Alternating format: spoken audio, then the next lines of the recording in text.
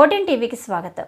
మంగళగిరి నందు ఎయిమ్స్ ప్రథమ స్నాతకోత్సవ కార్యక్రమానికి President of India Draupadi Murmu హాజరవుతున్నారు.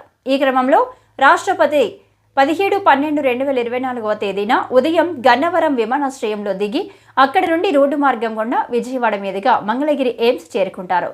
అదేవిధంగా సాయంత్రం కార్యక్రమం ముగిసిన అనంతరం విజయవాడ మీదుగా గన్నవరం విమానాశ్రయంకు చేరుకుంటారు.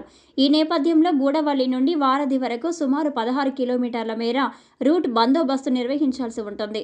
కావున బందోబస్తులో పాల్గొనే అధికారులు, సిబ్బంది వారికి కేటాయించిన విధులను అంకిత భావంతో నిర్వహించి ఎటువంటి అవాంఛనీయ ఘటనలు జరగకుండా చూడాలని, అన్ని శాఖల సమన్వయంతో బందోబస్తు నిర్వహించాలని, అదేవిధంగా పోలీసు సిబ్బంది వారికి కేటాయించిన పాయింట్ల యందు అప్రమత్తంగా ఉండాలని, ఇతరులు వెళ్లవలసిన మార్గాలను నిర్దేశిస్తూ చెప్పవలనని, ఎక్కడైనా వాహనాలు బ్రేక్ డౌన్ అయినట్లయితే వెంటనే కంట్రోల్ రూమ్కు గాని, పై అధికారులకు గాని వెంటనే తెలియజేయవలనని తెలియజేశారు. ఎక్కడ ట్రాఫిక్ జామ్ లేకుండా చూడాలని, అందరూ అంకితభావంతో పనిచేసి ఎక్కడ కూడా ప్రజలకు ఇబ్బంది కలగకుండా చూడాలన్నారు.